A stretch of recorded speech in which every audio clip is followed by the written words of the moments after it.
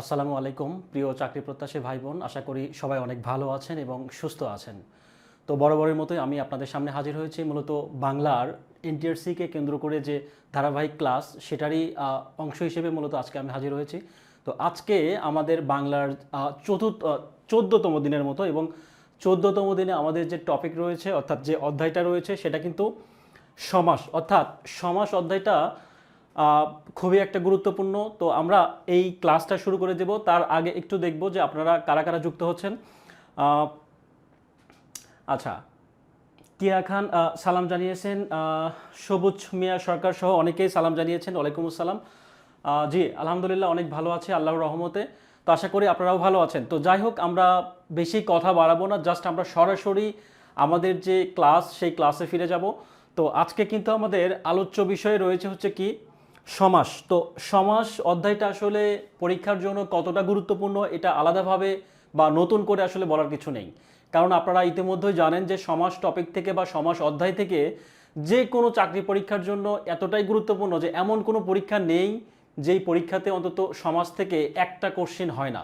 হ্যাঁ, এবং দুঃখের বিষয় হচ্ছে এটাই যে আমরা এই সমাজটা এত ইম্পর্টেন্ট জানার পরও কিন্তু আমরা পরীক্ষার সেন্টারে গিয়ে কি করি, ভুল করে আসি। হ্যাঁ, তো এটা হচ্ছে দুঃখের বিষয়। তো আজকের ক্লাসে ইনশাল্লাহ আমাদের সমাজ নিয়ে যে ত্রুটি বা যে সমস্যাগুলো ইনশাল্লাহ আশা করি সমাধান করব। তো আমরা টোটালে 3টা ক্লাস নিব, সমাসের উপরে তিনটা ক্লাস হবে। তো সেটার আজকে কিন্তু প্রথম দিন। হ্যাঁ, সেটা কিন্তু প্রথম দিন। তার আগে আরেকটা কথা বলে নেই, আপনারা নিশ্চয়ই জানেন বা অনেকে হয়তো বা কালকে কিন্তু পরীক্ষা আছে আপনাদের।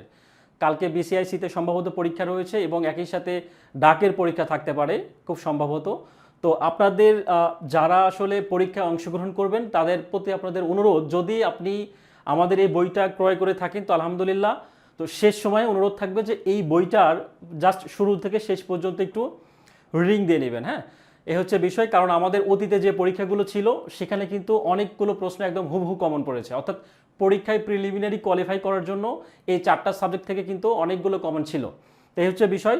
তো যারা আপনারা এই বইটা এখনও ক্রয় করেননি, আপনারা চাইলে এই বইটা কিনে আমাদের যে প্রাইভেট গ্রুপ রয়েছে বা আমাদের যে অ্যাপসটা রয়েছে সেখানে কিন্তু পরীক্ষায় অংশগ্রহণ করতে পারেন। অর্থাৎ এই বইটা কেনার মাধ্যমে কিন্তু আপনি আমাদের যে ফ্রি যে পরীক্ষাটা বা ফ্রি যে মডেল টেস্টটা সেখানে কিন্তু অংশগ্রহণ করতে পারেন। তো চলুন যাই হোক শুরু করা যাক। আমাদের আজকে ফার্স্ট ক্লাস, আমাদের চতুর্থ দিনের মতো সমাসের প্রথম ক্লাস হিসেবে আমরা দেখব যে সমাসের যে বেসিক বিষয়গুলো আমরা একটু জানবো এবং একই সাথে মুখস্থ বেইজের বিষয়গুলোও কিন্তু আমরা একটু ধারণা নিব।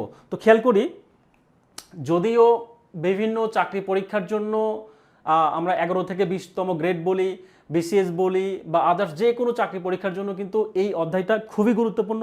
তারপরও আমি আপনাদেরকে এনটিআরসিকে যেহেতু কেন্দ্র করে আমাদের যে আয়োজন, এই জন্য আমি এনটিআরসিকে মূলত আমি ফোকাস করে এই একটা সামারি দাঁড় করিয়েছি। দেখুন এই অধ্যায় থেকে আসলে মূলত কেমন গুরুত্বপূর্ণ অধ্যায় সেটা একটু আমরা সামারি করে দিয়েছি। তো যারা আপনারা আমাদের যেহেতু যারা অলরেডি বই ক্রয় করেছেন তারা কিন্তু আমাদের এই পিডিএফগুলো পেয়ে যাবেন। আমাদের প্রাইভেট যে গ্রুপ রয়েছে ক্লাস শেষে কিন্তু আমরা পিডিএফটা দিয়ে দিব। তো সেখানে কিন্তু আপনি এই পিডিএফের যে বিষয়গুলো রয়েছে এই তথ্যগুলো ডাউনলোড করে কিন্তু পড়তে পারবেন। আর যারা বইটা ক্রয় করেনি তারা চাইলে স্ক্রিনশট দিয়ে নিতে পারেন, যাতে করে পরবর্তীতে আপনাদের জন্য সুবিধা হয়। যাই হোক, আমাদের কলেজ পর্যায় থেকে শুরু করে কিন্তু সবগুলো জায়গায় কিন্তু খুবই গুরুত্বপূর্ণ একটা অধ্যায়।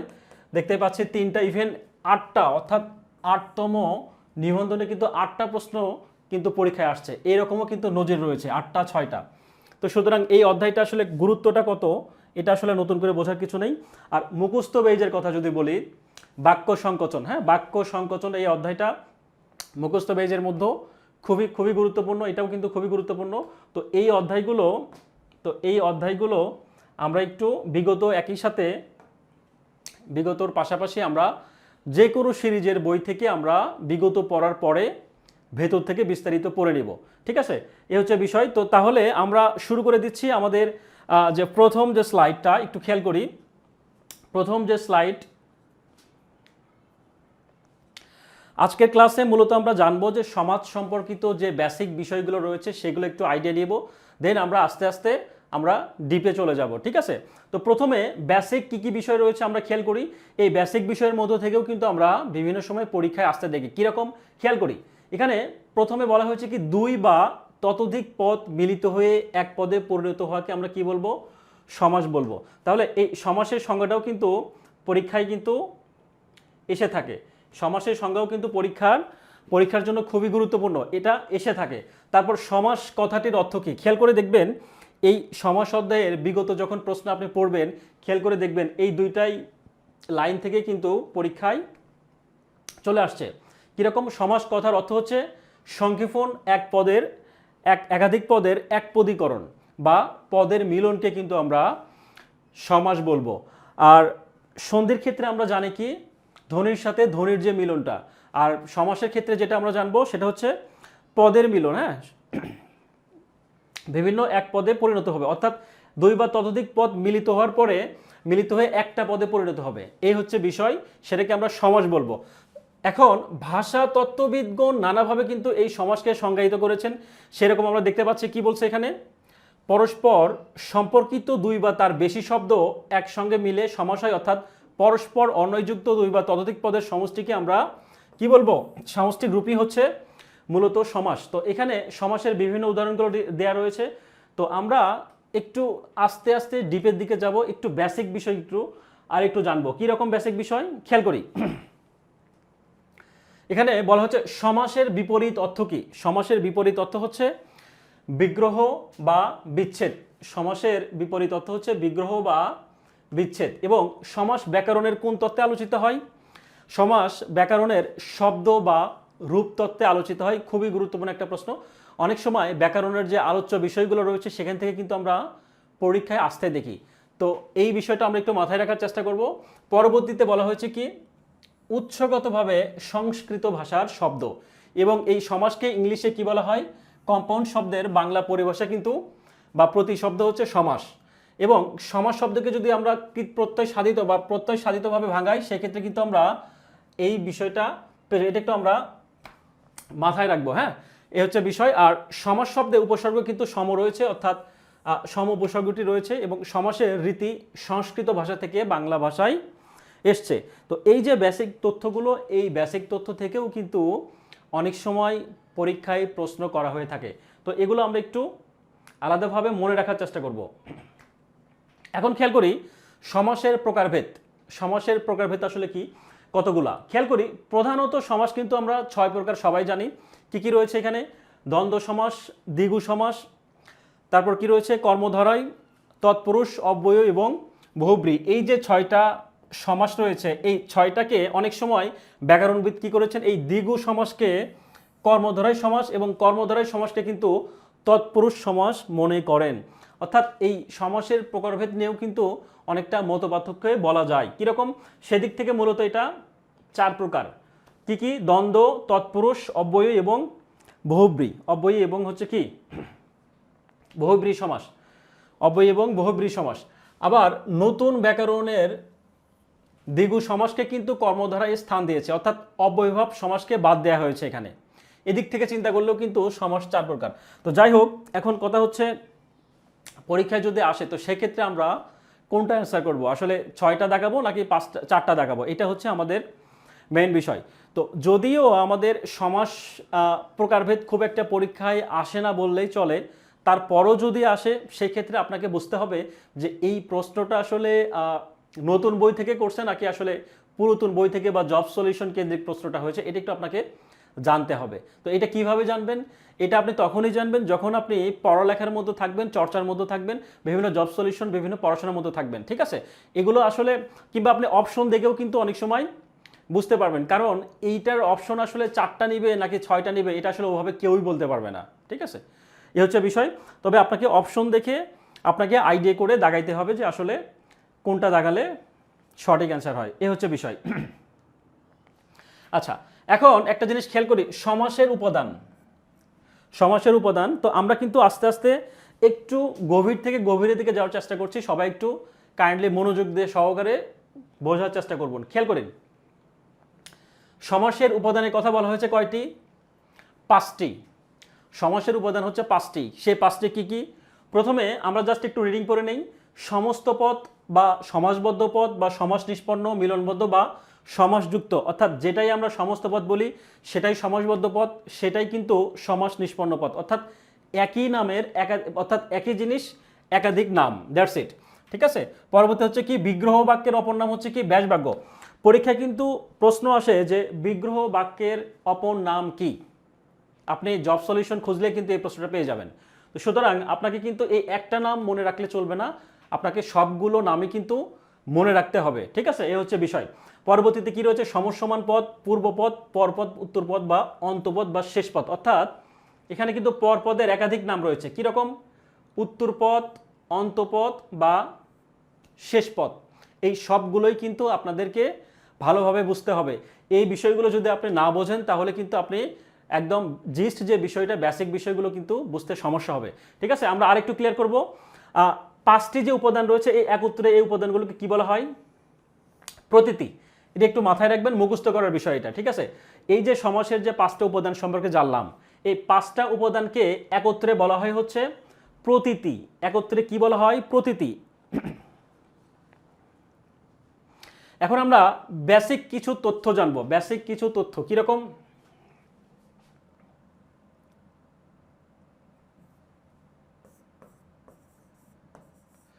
যদি বলা হয় যে বিড়ালের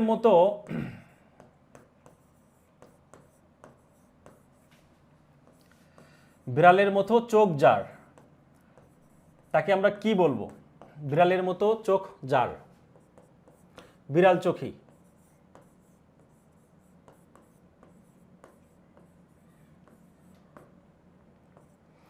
অনেক সময় কিন্তু অনেক ছেলে বা অনেক মেয়েদের কিন্তু এরকম চোখ দেখা যায় যেগুলো আসলে, আচ্ছা, বিড়ালের মতো চোখ যার, বিড়াল তপসী, বিড়াল চোখী, বিড়ালের মতো চোখ যার। হ্যাঁ, এটার কি হবে, বিড়াল চোখী। এখন কথা হচ্ছে আমরা যে একটু আগে জেনে আসছি যে সমস্ত পদ, সমাসবদ্ধ পদ কোনগুলো, এগুলো জাস্ট নাম জেনেছি। তো এখন আমরা একটু বিস্তারিত দেখব যে এই নামগুলো আসলে কোথায় কিভাবে হয়। আচ্ছা, প্রথমে খেয়াল করি এখানে বিড়াল, বিড়াল চোখী, এই বিড়াল চোখীর নাম হচ্ছে কি সমস্ত পদ।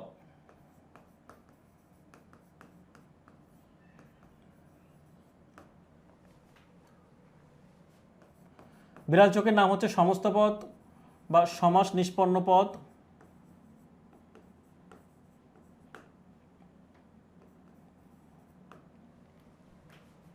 বা সমাসবদ্ধ পদ। ঠিক আছে, তো এই নামগুলো কিন্তু আমরা জানার চেষ্টা করব। তাহলে আমরা এখানে একটা তথ্য পেলাম যে বিড়ালের মতো চোখ যার, এটাকে যদি আমরা বিড়াল চোখী, বিড়াল চোখী আমরা যদি ভাঙাই তাহলে কি হবে, বিড়ালের মতো চোখ যার। তাহলে এই বিড়াল চোখীকে আমরা কি বলবো, এর নাম দেব হচ্ছে সমস্ত পদ বা সমাস নিষ্পন্ন পদ, বা আমরা কিন্তু আরো নাম জেনেছি সমাসবদ্ধ পদ। হ্যাঁ, এই বিষয়গুলো আমরা একটু মাথায় রাখবো। আর এখানে বিড়ালের মতো চোখ যার, এই পুরোটাকে যদি ধরা হয় তো সেই ক্ষেত্রে কিন্তু এটার নাম কি হবে, এই পুরোটার নাম হচ্ছে ব্যাস বাক্য, বা আমরা একটু আগে কিন্তু জেনে আসছি ব্যাস বাক্য বা বিগ্রহ বাক্য বা কি সমাস বাক্য বা সমাস বাক্য বা সমাস বাক্য। এই তিনটাই কিন্তু আমাদের মনে রাখতে হবে। কেন, কারণ অনেক সময় অপশনে কিন্তু যে কোনো একটা থাকতে পারে, হয় সমাস বাক্য থাকবে, না হলে ব্যাস বাক্য, না হলে কি হবে বিগ্রহ, যে কোনো একটা থাকতে পারে। তাহলে আমরা জানলাম কি বিড়াল চোখী হচ্ছে সমস্ত পদ বা সমাস নিষ্পন্ন পদ। আর বিড়াল, এটা একটু মাথায় রাখবো খুব ভালোভাবে, আমরা একটু বোঝার চেষ্টা করব। বিড়াল এবং চোখী এই দুইটা কিন্তু আলাদা শব্দ, তাই না? তো এই বিড়ালকে আমরা কি বলবো, এই বিড়ালকে বলবো হচ্ছে আমরা পূর্বপদ, এর নাম হচ্ছে পূর্বপদ। আর চোখী হচ্ছে এটা কিন্তু পরপদ, চোখী হচ্ছে পরপদ, বা আমরা একটু আগে কি জেনেছি, পরপদের অন্য নাম হচ্ছে উত্তরপদ। পরপদ, উত্তরপদ বা অন্ত বা শেষ পদ, হ্যাঁ, যে পদে আমরা বলি না কেন, এটা হচ্ছে পরপদ বা উত্তরপদ। এবং এখানে খেয়াল করি, এখানে বিড়াল, তারপর মতো এবং চোখ, এই সবগুলো প্রতিটি পদে কিন্তু সবগুলো মিলেই কিন্তু কি বলবো, সমস্যমান পদ। নাম কি হবে, সমস্যমান পদ। তো তার আগে একটু কথা বলে নেই, আপনাদের হয়তো বা অনেকের কাছে হয়তো বা ভালো লাগবে না, ক্লাসটা বিরক্ত লাগবে, এই কারণে যে এগুলো জাস্ট বেসিক জিনিস, আপনারা হয়তো বা অনেকে জানেন বা অনেকে আগে থেকে জানেন, সেই জন্য হয়তো বা আপনাদের কাছে বিরক্ত লাগতে পারে। জাস্ট আমাদের এই এটার উদ্দেশ্য আমাদের যে কোর্সটা চালু করলে এটার উদ্দেশ্যই কিন্তু একদম যারা একদম রুট লেভেল থেকে শিখতে চায়, একদম বেসিক থেকে ধরে ধরে শিখতে চায়, মূলত এটা কিন্তু তাদের জন্য ক্লাস। হ্যাঁ, তো সুতরাং যারা আপনারা একটু অ্যাডভান্স লেভেলে, তো তারা একটু ধৈর্য সহকারে দেখতে পারেন অথবা আপনারা স্কিপ করে যেতে পারেন, ঠিক আছে, যারা একটু পারেন। হ্যাঁ, যারা বেসিক বা যাদের একটু বেসিক দুর্বল তাদের জন্য কিন্তু মূলত এই বিষয়গুলো আমরা দেখছি। আচ্ছা, তাহলে আমরা কি কি বিষয় জানলাম? প্রথমে বিড়াল চোখীকে যদি ভাঙানো হয়, বিড়ালের মতো চোখ যার, এটা খুবই মাথায় রাখবো যে বিড়াল চোখী কিন্তু সমস্ত পদ বা সমাস নিষ্পন্ন বা সমাসবদ্ধ। তাহলে এটার বিড়ালটা হচ্ছে পূর্বপদ, আমরা একটা জানলাম হচ্ছে পূর্বপদ, আর একটা হচ্ছে শেষের অংশটাকে আমরা কি বলবো? পরপদ। এইটা কিন্তু সব সময় লাগবে। আমরা যখন পরবর্তীতে ভিতরের দিকে অন্য অন্য বিভিন্ন সমাসের প্রকারের যখন বিস্তারিত জানবো, তখন কিন্তু এই পদটা, এই সমস্ত পদের পূর্বপদ এবং পরপদ, এই বিষয়গুলো কিন্তু আমাদের লাগবে, ঠিক আছে। জাস্ট মনে রাখুন, এটা পূর্বপদ এবং চোখী হচ্ছে কি? পরপদ। আর এই পুরোটাকে মিলে এই পুরোটা হচ্ছে সমস্ত পদ, আর এই পুরোটা হচ্ছে কি? ব্যাসবাক্য বা বিগ্রহ বাক্য। এবং এই পুরোটার মধ্যে থেকে যদি আবার একটু সিঙ্গেল সিঙ্গেল করে ভাঙা হয়, ছোট ছোট অংশ, সেটা হচ্ছে কি? প্রতিটা একটা পদ। এই প্রতিটা পদকে আবার কি বলবো? সমসমান পদ, সমসমান পদ। তো এই বিষয়গুলো কিন্তু পরীক্ষার জন্য খুবই গুরুত্বপূর্ণ এবং পরীক্ষা কিন্তু প্রায়ই আসতে দেখা যায়, ঠিক আছে। এই বিষয় থেকেই কিন্তু পরীক্ষায় অনেক আসবে। হ্যাঁ, এটা একটু আমাদের মাথায় রাখতে হবে। সমস্ত পদ কি, সমসমান পদগুলো কি, তারপর ব্যাসবাক্য কি বা ব্যাসবাক্যের অপর নাম কি, ঠিক আছে, পূর্বপদ বা পরপদের অপর নাম কি, এই বিষয়গুলো কিন্তু প্রায়ই আমরা পরীক্ষায় আসতে দেখি। সুতরাং একটু ভালোভাবে মনে রাখার চেষ্টা করব। আচ্ছা, তো এখন আমরা একটু খেয়াল করি, এই যে আমরা আলোচনা করলাম বা একটু কনসেপ্ট নিলাম যে আসলে কিভাবে নর্মালি সমস্ত পদ কোনগুলা বা পূর্বপদ পরপদ, এই বিষয়গুলো একটু আইডিয়া নেওয়ার চেষ্টা করলাম। তো সেই বিষয়গুলোই আরও একটু ডিপলিভাবে ব্যাখ্যা সহকারে বর্ণনা করা রয়েছে।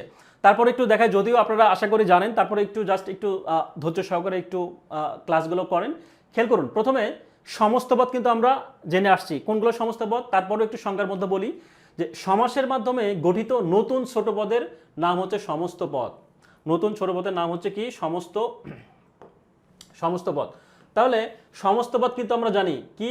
ঘর জামাইকে যদি ভাঙানো হয় যে ঘরে আশ্রিত জামাই, এখানে এই ঘর জামাইটাই কিন্তু কি পদ? সমস্ত পদ, তাই না? আর এই পরে ঘরে আশ্রিত যে জামাইটা, তাহলে সেটা কি পদ হবে? তাহলে আমরা কিন্তু একটু আগেই জেনে আসছি, এটা হচ্ছে ব্যাসবাক্য বা বিগ্রহ বাক্য, ঠিক আছে। পরবর্তী দিকে ব্যাস বাক্যটাই কি? খেয়াল করি, সমাস নিষ্পন্ন পদকে বিশ্লেষণ করলে যে বাক্যে বা যে সমষ্টি পাওয়া যায় তাকে ব্যাস বাক্য বলে। আমরা সংজ্ঞাটা কিন্তু আমরা জাস্ট এভাবে আমরা কিন্তু উদাহরণের মাধ্যমে দেখে আসছি, কিন্তু সংজ্ঞাটা কিন্তু ওভাবে আমরা মুখস্থ করে নিই। তো সংজ্ঞাও কিন্তু পরীক্ষায় অনেক সময় এসে থাকে, সুতরাং এই সংজ্ঞাটাও একটু মাথায় রাখার চেষ্টা করবেন। তো ব্যাস বাক্য হচ্ছে কি? সমাস নিষ্পন্ন পদকে বিশ্লেষণ করলে। সমাস নিষ্পন্ন পদকে বিশ্লেষণ মানে কি? এই যে এখানে উদাহরণ রয়েছে বিষাদ সিন্ধু, এই বিষাদ সিন্ধুকে যদি ভাঙানো হয় বিষাদ রূপ সিন্ধু, তাই না? বিষাদ রূপ সিন্ধু রূপক কর্মধারায়, এই যে বিষাদ রূপ সিন্ধু, এগুলো কিন্তু এই বিষাদ রূপ সিন্ধু পুরোটা মিলেই হচ্ছে কি? ব্যাস বাক্য। তারপর সমসমান পদগুলো কি? এই যে বিষাদ রূপ সিন্ধু, এটা একটা পদ, এই সবগুলো পদগুলো মিলেই কিন্তু একটা সমসমান পদ। তো এখানে সংজ্ঞাটা কি বলা হয়েছে? সংজ্ঞা বলা হয়েছে যে সমস্ত পদের প্রত্যেকটি পদকে একে অপরের সমস্ত পদ বলে। অর্থাৎ সমস্ত পদ কোনটা? আমরা কিন্তু সমস্ত পদের প্রত্যেকটি পদকে একে অপরের সমসমান পদ বলে। আচ্ছা, এটা একটু আমরা মাথায় রাখবো। পরবর্তীতে কি হচ্ছে? পূর্বপদ এবং পরপদ। অর্থাৎ সমস্ত পদের প্রথম অংশ হচ্ছে পূর্বপদ আর পরের অংশ হচ্ছে পরপদ। আমরা একটু আগে জেনে আসছি, যেরকম কি বিড়াল চোখী, এখানে বিড়ালের মতো চোখ যার, একটু আগে উদাহরণ দিয়েছি, বিড়ালটা হচ্ছে কি? পূর্বপদ এবং চোখী হচ্ছে পরপদ বা উত্তরপদ।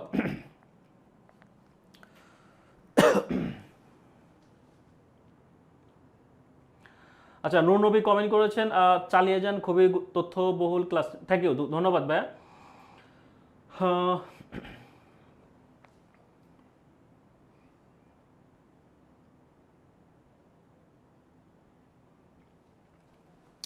আচ্ছা, আমরা পরের স্লাইড একটু দেখব। পরের স্লাইডটা আসলে কি? সমাস চিহ্নিত যে করব আমরা, হ্যাঁ, আমরা কিন্তু সবাই একটু আগে জেনে আসছি কি সমাস কত প্রকার? 6 প্রকার, 4 প্রকার, বিভিন্ন প্রকার আমরা পড়ে আসছি। কিন্তু আমরা কিন্তু 6 প্রকারই সমাস বিস্তারিত জানবো। দ্বন্দ্ব, দ্বিগু, তারপর কি কর্মধারায়, তৎপুরুষ, অব্যয়, বহুব্রী সবগুলো সম্পর্কে জানবো। তো তার আগে যে সবগুলো ওভারঅল সমাসের একটা কনসেপ্ট আমরা কিন্তু নিব, ঠিক আছে? তাহলে আমাদের একটা বুঝতে সুবিধা হবে পরবর্তীতে। খেয়াল করি, সমাস চিহ্নিত করার সহজ উপায়। সমাস চিহ্নিত করার সহজ উপায়টা আসলে কি? এখানে আমরা একটু আগে জেনে আসছি কিন্তু উদাহরণের মাধ্যমে, পূর্বপদ, পরপদ, সমস্ত পদ সবগুলো কিন্তু জেনে আসছি, রাইট? তাহলে এখন খেয়াল করি, এখানে কিন্তু বলা হয়েছে কি যে দ্বন্দ্ব সমাসের ক্ষেত্রে উভয় পদই প্রধান থাকবে। উভয় পদ মানে কি? আমরা কিন্তু সমস্ত পদে পড়ে আসছি। সমস্ত পদ মানে কি? সমস্ত পদের আমরা উদাহরণের মাধ্যমে দেখছি, বিড়াল হচ্ছে পূর্ব, চোখী হচ্ছে কি পরপদ। তাহলে এখানে বলছে কি পূর্ব এবং পরপদ মানে কি দুটাই পদই। এখানে কিন্তু উভয় পদ বলতে বোঝাচ্ছে পূর্বপদ এবং পরপদ বা উত্তরপদ, একাধিক নাম রয়েছে, ঠিক আছে? তাহলে এই যে দুইটা উভয় পদ, এই উভয় পদের অর্থই যখন প্রাধান্য পাবে তখন আমরা সেটাকে কি বলবো? দ্বন্দ্ব সমাস বলবো। আমরা একটু পরে পর্যায়ক্রমে উদাহরণের মাধ্যমে বিস্তারিত জানবো। তার আগে আমরা কিন্তু ওভারঅল একটা কনসেপ্ট নিচ্ছি, ঠিক আছে? এটা একটু মাথায় রাখতে হবে। তাহলে দ্বন্দ্বর ক্ষেত্রে আমরা কি জানলাম? টিক চিহ্ন মানে কি? এখানে দুইটা টিক মানে হচ্ছে, এখানে হচ্ছে প্রথমটা হচ্ছে পূর্বপদ আর পরেরটা হচ্ছে পরপদ। তার মানে কি দুইটা পদ, তাহলে দুইটা পদই হচ্ছে কি হবে? প্রধান থাকলে সেটা হচ্ছে দ্বন্দ্ব সমাস। আর বহুব্রী সমাস কি হবে? ঠিক দ্বন্দ্বের অপোজিটটা, দ্বন্দ্ব সমাসের ঠিক বিপরীত। যেহেতু এখানে দুই পদই প্রধান, অর্থাৎ যেমন আমি যদি উদাহরণ যদি বলা হয় যে বাবা ও মা, এখানে বাবা একটা পদ, মা একটা পদ, পূর্বপদ পরপদ, তার মানে কি দুইটা পদই কিন্তু প্রধান, বাবা এবং মা দুইজনকেই বোঝাচ্ছে। তাহলে সেটা হচ্ছে কি? সেটা হচ্ছে দ্বন্দ্ব। আর এই দুইটার কাউকেই বোঝাবে না, অন্য একটা কিছু বোঝাবে, সেটাকে আমরা কি বলবো? অর্থাৎ এই দুইটাকে বাইরে, এই দুইটার গণ্ডির বাইরে গিয়ে নতুন একটা যখন বোঝাবে সেটাকে আমরা কি বলবো? এটাই হচ্ছে অন্য অর্থ বোঝাবে। তাই এই অন্য অর্থটাই হচ্ছে কি? এটা হচ্ছে কি বহুব্রীর নিয়ম, বহুব্রী সমাসের নিয়ম। আমরা একটু পরে উদাহরণগুলো আরো বিস্তারিত জানবো। তার পরবর্তীতে কি রয়েছে? অব্যয়ীভাব সমাস। অব্যয়ীভাব সমাসের ক্ষেত্রে কি হবে? অব্যয়ীভাব সমাসের ক্ষেত্রে পূর্বপদ প্রধান আর পরপদ হচ্ছে কি? পরপদ হচ্ছে প্রধান থাকবে না বা অপ্রধান, এটা একটু মাথায় রাখবো। দ্বিগু সমাসের ক্ষেত্রে দ্বিগু, কর্মধারা এবং তৎপুরুষ এই তিনটা সমাসের ক্ষেত্রেই কিন্তু পরপদটা প্রধান। আমি সিকোয়েন্সে রেখেছি এই কারণে যাতে আপনাদের বুঝতে সুবিধা হয়, মনে রাখতে সুবিধা হয়। তো পরীক্ষায় কিন্তু অনেক সময় এটাও আসবে যে কোন প্রকারের বা কোন সমাসের মধ্যে আসলে পূর্বপদ প্রধান কোনটা, পরপদ প্রধান কোনটা, এই বিষয়গুলো কিন্তু আসে। বা সমাস কর্মধারয় সমাসের ক্ষেত্রে যদি বলা হয় যে কোন পদটা আসলে প্রধান, বা দ্বিগু সমাসের ক্ষেত্রে কোন পদ প্রধান, এই জিনিসগুলো কিন্তু মূলত আপনাদের মনে রাখতে হবে, মেমোরিতে রাখতে হবে, ঠিক আছে? এই হচ্ছে বিষয়। তাহলে এইটা মনে রাখার আরও একটা সহজ উপায়ের কথা যদি আমি বলি, আমার মতো করে বুঝাই দেওয়ার চেষ্টা করছি। খেয়াল করি, দ্বন্দ্ব সমাস, দ্বন্দ্ব মানে কি? নর্মালি সাধারণত গ্রামে কি হয় যে ভাইয়ে ভাইয়ে জমি নিয়ে দ্বন্দ্ব হয় না? ছেলে মানুষের সাধারণত দ্বন্দ্ব হয় কারা? সাধারণত মারামারি, ঝগড়াঝগড়ি, লাঠালাঠি কে করে? এগুলা পুরুষ মানুষ করে, তাই না? তাহলে দ্বন্দ্ব মানে কি? দুইজন ব্যক্তি। তাহলে দুইটা যদি পুরুষ মানুষকে চিন্তা করি, তাহলে দুইজন পুরুষ এ এবং বি, দুইজন পুরুষ যখন মারামারি করে সেটাকে হচ্ছে কি বলি? দ্বন্দ্ব বলে, তাই না? তাহলে দুইটা পুরুষই প্রধান। ঠিক তারই অপোজিটটা, ছেলে মানুষের অপোজিট যদি চিন্তা করি তাহলে কি হবে? মেয়ে মানুষ। তাহলে মেয়ে মানুষ কি করে? নর্মালি মেয়েরা কি করে থাকে? মেয়েরা হচ্ছে কি করে? বহুব্রীহি, মানে বেশি কথা বলে। হ্যাঁ, ব্যাপারটা হচ্ছে যে বেশি কথা বলে। দেখা গিয়েছে যে তারা কোথাও ঘুরতে গিয়েছে, যে কোনো একটা জিনিস কিনবে বা যে কোনো একটা বস্তু পছন্দ হয়েছে, তো দুইজনের একই জিনিস পছন্দ হয়েছে, তো তারা কি করবে? তারা দুইজনের মধ্যে ঝগড়াঝগড়ি করে নিজেরা কেউ নিতে পারে না, অন্য একজন দেখা যাচ্ছে তৃতীয় কোনো ব্যক্তি এসে ওইটা নিয়ে চলে যায়। তার মানে পুরুষের ক্ষেত্রে হচ্ছে দুইটা পদই প্রধান, দ্বন্দ্ব। পুরুষে সবসময় পুরুষ মানুষ মারামারি করে, এটা হচ্ছে দ্বন্দ্ব সমাস। অর্থাৎ কি দুইটা পদই প্রধান থাকবে। আর ঠিক তার অপোজিটটা হচ্ছে অর্থাৎ বহুব্রী। বহুব্রী বলতে আমরা বোঝাচ্ছি মেয়েদের ক্ষেত্রে, যেহেতু পুরুষ তার অপোজিট মেয়ে, তার মানে কি বহুব্রী হচ্ছে যে কোনোটাই প্রধান হবে না। অর্থাৎ তৃতীয় একটা ব্যক্তি এসে, যেরকম আমি সাপোজ যদি চিন্তা করি আপনি একটা শাড়ি পছন্দ করেছেন বা কেউ একজন একটা জামা পছন্দ করেছে, সে কি করবে? দুজনে কেউ নিতে পারবে না, মাঝখান থেকে তৃতীয়, দুজনের মধ্যে ঝগড়া লেগে মাঝখান থেকে তৃতীয় কোনো ব্যক্তি নিয়ে যাবে। ব্যাপারটা এরকম। হ্যাঁ, পূর্বপদ এবং পরপদ না বুঝিয়ে অন্য পদকে বুঝাবে, সেটাই হচ্ছে বহুব্রী সমাস। আর অব্যয়ভাব সমাসটা হচ্ছে কি? অব্যয়ভাবের প্রথমে হচ্ছে কি আছে? খেয়াল করি বানানের ক্ষেত্রে স্বরেওতে কি অব্যয়ভাব বানানটা আসলে কি? স্বরেও দে শুরু। তাহলে স্বরেও কি শব্দের কোথায় বসে? শুরুতে। স্বরবর্ণ কোথায়? স্বরেও, স্বরেয়া, ক, খ, তাই না? তার মানে স্বরবর্ণের প্রথমে যেহেতু স্বরেও রয়েছে, তার মানে এটা কি? এ প্রথমে বসবে হচ্ছে কি? প্রথমে বসবে হচ্ছে পূর্বপদ, তার মানে পূর্বপদটা হচ্ছে প্রধান এখানে। অব্যয়ভাব সমাসের যেহেতু স্বরেওটা শুরু থেকে হয়, তার মানে আমরা ধরে নিচ্ছি পূর্বপদটা প্রধান। জাস্ট এগুলো কোনো নিয়ম না, জাস্ট একটু মনে রাখার জন্য একটু নিজেদের মতো করে টেকনিক করে পড়ার চেষ্টা করবেন। তারপরে কি রয়েছে, দ্বিগু সমাস, কর্মধারয় এবং তৎপুরুষ সবগুলোর ক্ষেত্রে কিন্তু কি হয়, পরপদটা প্রধান থাকে। তো চলুন আমরা এই রিলেটেড আরও বিস্তারিত একটু জানি, উদাহরণ সহকারে আরেকটু দেখার চেষ্টা করি যে দ্বন্দ্ব সমাস আমরা একটু আগে জেনেছি যে দুই ভাই বা দুইজন পুরুষ যদি ঝগড়া করে, মারামারি করে, হাতাহাতি করে, সেক্ষেত্রে কি হয়, মানে কি দুইটা পদই প্রধান থাকে। সাপোজ জাস্ট মনে রাখার জন্য এখানে কি আছে, রোদ বৃষ্টি, উদাহরণে আছে কি রোদ এবং বৃষ্টি, তাই না? তো এখানে রোদযুক্ত পরিবেশ নাকি বৃষ্টিযুক্ত পরিবেশ, একটু খেয়াল করি তো, রোদযুক্ত পরিবেশ নাকি বৃষ্টিযুক্ত পরিবেশ? অবশ্যই রোদ বৃষ্টি উভয় পরিস্থিতিকে কিন্তু বোঝাচ্ছে, এখানে রোদও না বৃষ্টিও না, দুইটা পদেই কিন্তু প্রধান। সেক্ষেত্রে কি হবে, এটা দুইটা পদেই যদি প্রধান থাকে বা প্রাধান্য থাকে, আমরা একটু আগে জেনে আসি কি উভয় পদে প্রাধান্য থাকবে, সেক্ষেত্রে হচ্ছে কি হবে, উভয় পদে প্রাধান্য থাকলে সেটা হচ্ছে দ্বন্দ্ব সমাস হয়, তো আমরা কিন্তু সমাসের অনেকগুলো প্রকার রয়েছে, সবগুলো প্রকারই সিকোয়েন্স অনুযায়ী কিন্তু ধাপে ধাপে শেষ করব। তার আগে আমরা ওভারঅল একটা কনসেপ্ট নিচ্ছি সবগুলো সমাসের ক্ষেত্রে। হ্যাঁ, এই হচ্ছে বিষয়। তাহলে দ্বন্দ্ব সমাসের ক্ষেত্রে আমরা কি জানলাম, দুইটা পদে প্রধান থাকবে, দ্যাটস ইট।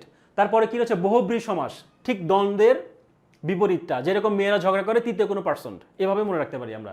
কিরকম, পূর্বপ এবং পরপদ কোনোটাই না বুঝিয়ে কি হবে, অন্য একটা পদ বোঝাবে। কিরকম খেয়াল করি, এখানে বলা হয়েছে তে পায়া, বলতে আসলে আমরা কি বুঝি, এখানে তে অর্থ হচ্ছে তিন, তে মানে হচ্ছে তিন এবং পায়া মানে হচ্ছে কি, পায়া মানে হচ্ছে একটা পা বোঝাচ্ছে, তাই না? তাহলে তে পায়া বলতে তিন পা বোঝায় নাকি আসলে কি বোঝায়? তে পায়া বলতে কিন্তু একটা টেবিলকে বোঝায়, যে টেবিলের আসলে তিনটা পা রয়েছে। তার মানে এখানে কিন্তু তে পায়া বলতে, সাপোজ যদি আমরা এইভাবে একটু টেবিল আঁকানোর চেষ্টা করি, এখানে যদি তে পায়া বলতে, এটা টেবিল, হ্যাঁ, এখানে তে পায়া বলতে কি, এটা কি আসলে তে পায়া কোনো কিছু বোঝাচ্ছে নাকি আসলে একটা টেবিল বোঝাচ্ছে? হ্যাঁ, টেবিল বোঝাচ্ছে, যদিও আমি অতটা ভালো আঁকতে পারি না, জাস্ট বোঝানোর তাগিদে, হ্যাঁ, জাস্ট বোঝানোর খাতিরে একটু খেয়াল করি। তাহলে তে পায়া বলতে আসলে তিনটা পাকে বোঝাচ্ছে না, অর্থাৎ এখানে খেয়াল করি একটা বস্তুকে নির্দেশ করছে। এখানে পূর্ব বা পরপদ কোনোটাই কিন্তু প্রাধান্য পাচ্ছে না, সুতরাং এটা হচ্ছে বহুব্রী। হ্যাঁ, বহুব্রী বা মেয়েরা যেরকম ঝগড়া করে, দুইটার কেউ না তৃতীয় কোনো বিষয় নিয়ে বা তৃতীয় কোনো বিষয়টা কিন্তু বোঝায়, এ হচ্ছে বিষয়। অর্থাৎ দুইটাই যদি প্রাধান্য পায়, দুইটা পদই পরপদ এবং পূর্বপদ, সেক্ষেত্রে হচ্ছে দ্বন্দ্ব। আর দুইটার একটাও যদি না বুঝে অন্য কোনো কিছু হয় বা অন্য কিছুকে বোঝায়, সেক্ষেত্রে কি হবে, সেক্ষেত্রে হবে এটা বহুব্রী। এখন এই তে পায়, এটা কিন্তু একটা সংখ্যাবাচক বহুব্রী, তো আমরা যখন বহুব্রী সমাসের বিস্তারিত জানবো, তখন কিন্তু এই বহুব্রীর মধ্যে যে প্রকারগুলো রয়েছে সবগুলো কিন্তু আমরা ধাপে ধাপে শেষ করব। জাস্ট আমরা একটা কনসেপ্ট নিলাম যে বহুব্রী সমাসের ক্ষেত্রে কি হয়, পূর্ব এবং পরপদ কোনো কিছুই বোঝায় না, না বুঝিয়ে অন্য একটা কোনো কিছুকে, অন্য পদকে বোঝানো হয়, এইটা। তো পরবর্তীতে কি রয়েছে, অব্যয়ভাব বানানটা কি একটু খেয়াল করি, নিশ্চয়ই মনে আছে, অব্যয়ভাব বানানের শুরুতে হচ্ছে স্বরেয় দিয়ে শুরু, তো অ দিয়ে শুরু বা স্বরেয় দিয়ে যেহেতু শুরু, তার মানে কি প্রথম পদটাই হচ্ছে প্রধান থাকবে আর পরবর্তী পদটা প্রধান থাকবে না। একটু উদাহরণগুলো খেয়াল করি, এখানে উপভাষা উদাহরণে রয়েছে, অর্থাৎ এখানে উপ নাকি আসলে ভাষা। উপভাষা বলতে আঞ্চলিক ভাষাকে বোঝায়, আমরা কিন্তু পরীক্ষায় আসে যে আঞ্চলিক ভাষা কি বা ডায়ালেক্টের বাংলা কি, ডায়ালেক্ট মানে কি উপভাষা, তাই না? তো উপভাষা, এটা কিন্তু আসলে উপভাষা বলতে কি বোঝায়, এখানে খেয়াল করি, প্রমিত ভাষার সমপরিপন না হয়ে প্রমিত ভাষার সদৃশ, অর্থাৎ ভাষা স্বাভাবিকত্বকে সংকুচিত করে দিয়েছে উপসর্গটি, উপনামক উপসর্গটির মাধ্যমে, অর্থাৎ পূর্বপদের প্রভাবে শব্দের অর্থের তারতম্য ঘটেছে, অর্থাৎ পূর্বপদের প্রাধান্য পেয়েছে, সুতরাং এটা একটা অবৈভাব সমাস। উপভাষা বলতে কিন্তু আমরা নর্মালি ভাষাকে বুঝি না, উপভাষাকে একটা যে কোনো একটা অঞ্চলের ভাষাকে আমরা কি বলি, উপভাষা বলি, তাই না? তো এটা কিন্তু অর্থাৎ প্রধান উপটাই হচ্ছে মূলত পূর্বপদটা হচ্ছে প্রাধান্য পাচ্ছে, সেক্ষেত্রে এটা হচ্ছে অব্যয়ভাব সমাস। পরবর্তীতে আসি হচ্ছে দ্বিগু সমাস। তাহলে আমরা কয়টা সমাসের ক্ষেত্রে জেনেছি যে পরপদ প্রধান হবে, তিনটা। 6টা সমাসের মধ্যে আমরা জেনেছি, আরেকবার যদি রিভিউ দেই, দ্বন্দ্ব সমাস, পূর্বপদ এবং পরপদ দুটাই হচ্ছে প্রধান থাকবে। তারপর কি সমাস রয়েছে, দ্বন্দ্বের পরবর্তী যেটা রয়েছে সেটা হচ্ছে কি বহুব্রী সমাস, পূর্ব এবং পদ কোনো কিছু না বুঝিয়ে তৃতীয় কোনো কিছুকে প্রাধান্য দেওয়া হবে। তারপরে রয়েছে হচ্ছে কি অবৈভাব সমাস। অবৈভাব সমাসের ক্ষেত্রে আমরা কি জেনেছি, প্রথম অর্থাৎ স্বরীয় শুরুতে অর্থাৎ পূর্বপদটা হচ্ছে কি প্রাধান্য দেওয়া রয়েছে। তার পরবর্তীতে কি রয়েছে, দ্বিগু সমাস, কর্মধারয় সমাস এবং তৎপুরুষ সমাস সবগুলোর ক্ষেত্রে কিন্তু পরপদ প্রধান। পরপদ মানে কি একটু খেয়াল করি, এখানে উদাহরণ রয়েছে চৌরাস্তা, এখানে শেষে টিক চিহ্ন মানে কি, শেষে টিক চিহ্ন মানে হচ্ছে পরপদটা প্রধান। তাহলে খেয়াল করি এখানে পথ আছে কিন্তু দুইটা, কি কি, একটা হচ্ছে চৌ আর একটা হচ্ছে কি রাস্তা। চৌ মানে কি, চৌ মানে হচ্ছে চার, হ্যাঁ চৌ মানে চার, আর রাস্তা মানে হচ্ছে কি, একটা হচ্ছে চৌ বা চার আর একটি হচ্ছে রাস্তা। তো চৌরাস্তা বলতে চারটা রাস্তার মিলনস্থলকে বোঝায়। এখানে কিন্তু প্রশ্ন হলো চৌরাস্তা বলতে আমরা চার বুঝি না, কি বুঝি, চৌরাস্তা বলতে কিন্তু আমরা মাথায় কিন্তু সংখ্যাটা মাথায় ক্যাচ করে না, মনে হয় যে আমি চৌরাস্তার মোড়ে সেই দিন আমি হাঁটতে গিয়েছিলাম, সেই দিন আমি আমার প্রিয় মানুষের সাথে ঘুরতে গিয়েছিলাম, তাই না।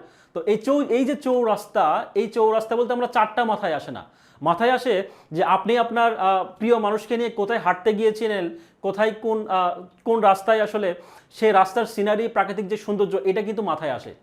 এখানে চৌরাস্তাটা মূলত, এখানে সংখ্যাটা আসলে চারটা সংখ্যাকে মিন করে না, হ্যাঁ চৌরাস্তাকে বোঝায় এখানে, অর্থাৎ এখানে রাস্তাকে বুঝে থাকে। সুতরাং এটা হচ্ছে কি সমাস, দ্বিগু সমাস।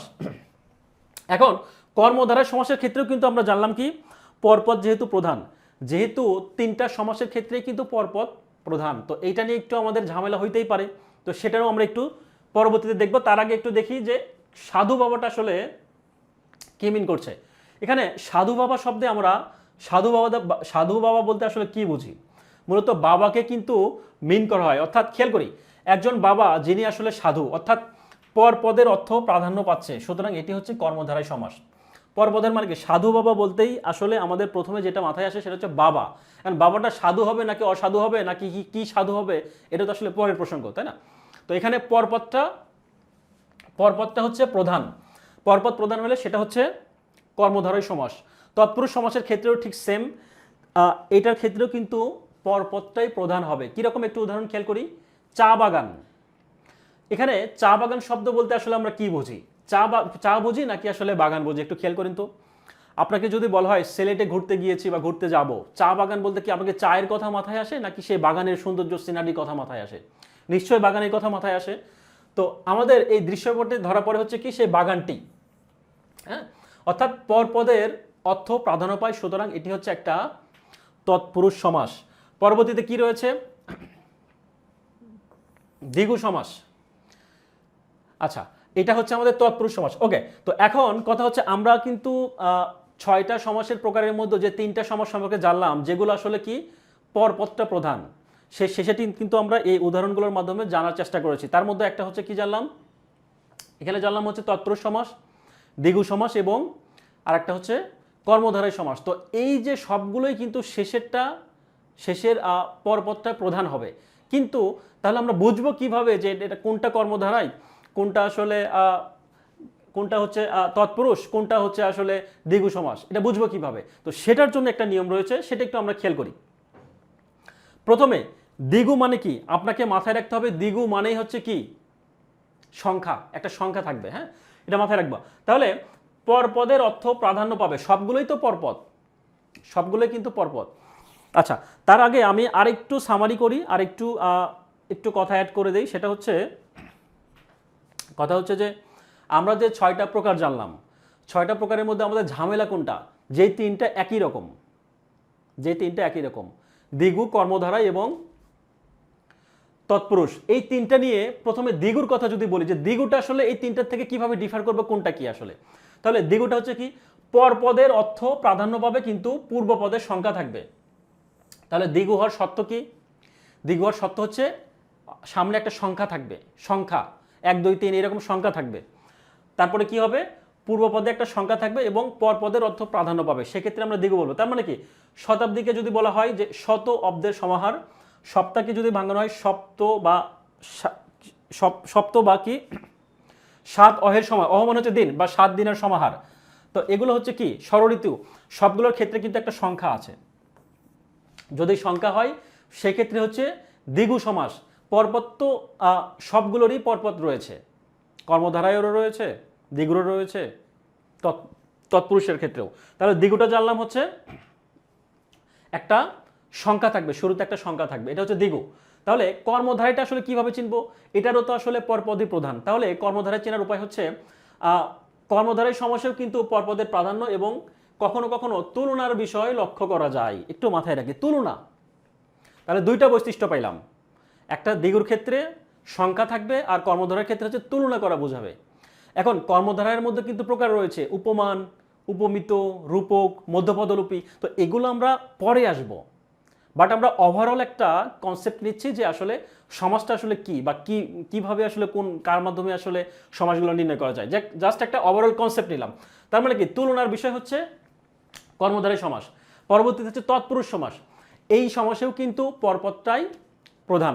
তাহলে প্রধান আমরা বুঝলাম পরপদটা। তাহলে এটা এক্ষেত্রে আমরা আরেকটা চেনার উপায় কি, এটা কারকের সাথে সম্পর্কিত। কি রকম? বিভক্তি ছাড়া ব্যাসবাক্য গঠন করা যায় না। তাহলে তৎপুরুষ সমাসে অবশ্যই একটা বিভক্তি থাকবে। তাহলে আমরা একটু আগে কি জেনেছি? দ্বন্দ্ব সমাসের ক্ষেত্রে দুই পদই প্রধান। তার অপোজিটটা হচ্ছে বহুব্রী সমাসের ক্ষেত্রে দুই পদ কোনো কিছু না বুঝে অন্য কিছুকে বোঝাবে। হ্যাঁ, আর লাস্টে যে তিনটা রয়েছে সেই তিনটার ক্ষেত্রে আমরা কিভাবে ডিফার করলাম? তিনটার ক্ষেত্রেই কিন্তু পরপদ, অর্থাৎ কর্মধারায় তৎপুরুষ এবং দ্বিগু তিনটার ক্ষেত্রে কিন্তু পরপদটাই প্রধান। বাট একটু সূক্ষ্ম পার্থক্য হচ্ছে, দ্বিগুর ক্ষেত্রে সংখ্যা বোঝাবে, কর্মধারার ক্ষেত্রে আমরা কি জানলাম? তুলনা করা বোঝাবে। উপমিত, উপমান এগুলো তো পরে আসছে, বাট এইটুকু মাথায় রাখেন, তুলনা করা বোঝাবে। আর সর্বশেষ যেটা কি জানলাম, তৎপুরুষ সমাসের ক্ষেত্রে অবশ্যই কারকের সাথে রিলেটেড হবে, অর্থাৎ বিভক্তি থাকবে। কিরকম? এখানে উদাহরণগুলো খেয়াল করি। বই পড়া, বইকে পড়া, কে রে, দ্বিতীয় বিভক্তি, রাইট? পরে কি, আম বাগান, আমের বাগান, র এর ষষ্ঠী বিভক্তি। তার পরবর্তীতে কি উদাহরণ রয়েছে? রাত কানা, রাতে কানা, এ অন্তস্থ অ, তারপর কি সপ্তম বিভক্তি, এ অন্তস্থ অ তে, এগুলো হচ্ছে সপ্তম বিভক্তির উদাহরণ। তাহলে আশা করি পূর্বপদ এবং পরপদের যে বিষয়গুলো, আশা করি ওভারঅল একটা কনসেপ্ট তৈরি হয়ে গিয়েছে। তারপরও আমি আরেকটু যদি খেয়াল করি, এই যে এখানে যে আমি দেখিয়েছি যে পূর্বপদ উভয় পদ কোনগুলো প্রধান হবে, তারপর কি উভয় পদ পূর্ব এবং পর কোনো কিছু না বুঝে অন্য কিছু বোঝাবে, সেটা একটা অবয়ভাব পূর্বপদ। খেয়াল করে এই সবগুলো কিন্তু এই সামারিটাই মূলত, পুরো সমাসের সামারিটাই মূলত হচ্ছে এই স্লাইডে রয়েছে। হ্যাঁ, তো এগুলোই মোটামুটি আমরা একটু বিস্তারিতভাবে ব্যাখ্যা সহকারে মোটামুটি একটা কনসেপ্ট নেওয়ার ট্রাই করলাম। আচ্ছা, তো পরবর্তীতে একটু খেয়াল করি। পরবর্তীতে আমরা একটু জানবো যে দ্বন্দ্ব সমাসটা আসলে কি।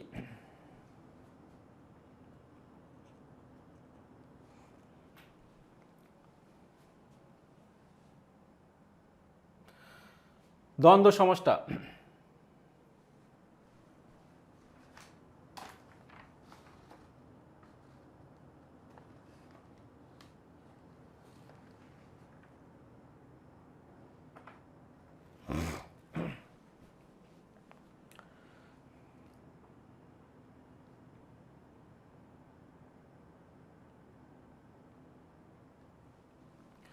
দ্বন্দ্ব সমাসের ক্ষেত্রে আমরা খেয়াল করি যে দ্বন্দ্ব সমাসের শব্দের অর্থটা আসলে কি আমরা একটু আগে জেনেছি। কি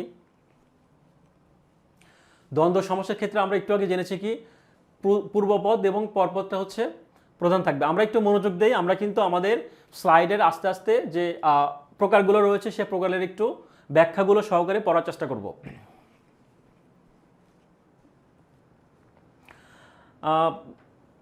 তে পায়ের ব্যাস বাক্য কি? জি, তে পায়ের ব্যাস বাক্য হচ্ছে 3 পা আছে যার। হ্যাঁ, 3 পা আছে যার, অর্থাৎ এটাকে আসলে 3 পা বলতে আসলে কি বোঝাচ্ছে? 3 পা আছে যার। আপনি একটু চিন্তা করেন তো যে 3 পায়ে কোনো কি মানুষ আছে? কোনো জীবজন্তু, কোনো প্রাণী, কোনো এলিয়েন কিচ্ছু নাই। তাহলে এখানে 3 পায়া, তে পায়া বলতে কি বোঝাচ্ছে? 3 পায়া আছে যার মানে কি?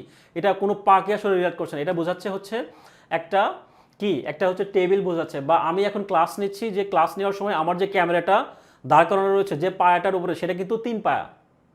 আমি যে এখন আপনাদের সামনে কথা বলে ক্লাস নিচ্ছি, এই ক্যামেরাটাও কিন্তু 3টা পা, অর্থাৎ 3 পাশে 3টা পা রয়েছে, সেটার উপরে কিন্তু আমাদের এই ক্যামেরাটা রয়েছে। এটাকে বলা হয় তে পায়া, অর্থাৎ 3 পা আছে যার, এটাকে বলা হয় তে পায়া। এক্স্যাক্টলি 3টা পা না বুঝিয়ে অন্য কিছুকে বোঝাবে। That's it. আচ্ছা, তো এখন দ্বন্দ্ব সমাসের ক্ষেত্রে আমরা একটু খেয়াল করি। দ্বন্দ্ব সমাসের ক্ষেত্রে আমরা একটু মাথায় রাখবো কি পূর্বপদ এবং পরপদ দুইটা পদে প্রধান থাকবে। এবং দ্বন্দ্ব মানে কি? দ্বন্দ্ব শব্দের অর্থ হচ্ছে কি? দ্বন্দ্ব শব্দের অর্থ হচ্ছে মিলন, অর্থাৎ দ্বন্দ্ব শব্দটি ব্যাকরণিকভাবে বিশেষণ পদ। দ্বন্দ্ব সমাসে প্রতিটি সমস্যমান পদের অর্থের প্রাধান্য থাকবে। আমরা একটু আগে জেনেছি উদাহরণের মাধ্যমে যে দুই ভাই কি করে, মারামারি করে, তাই না, দ্বন্দ্ব লাগে। কিন্তু দ্বন্দ্ব মানে কি, সেপারেট করা নাকি মিলন করা? দ্বন্দ্ব মানে কি, সেপারেট নাকি মিলন?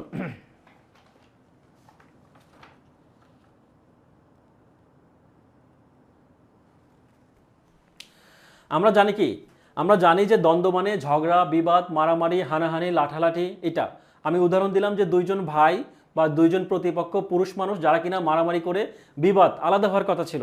বাট আমরা বাস্তবিক পক্ষে দ্বন্দ্ব মানে আলাদা জানলেও ব্যাকরণিক দিক থেকে বা বাংলা গ্রামারের দিক থেকে চিন্তা করলে এই দ্বন্দ্ব মানে হচ্ছে কি, মিলন। এটার মানে হচ্ছে আলাদা করা নয়, এটার মানে হচ্ছে কি, মিলন করা। কীরকম মিলন?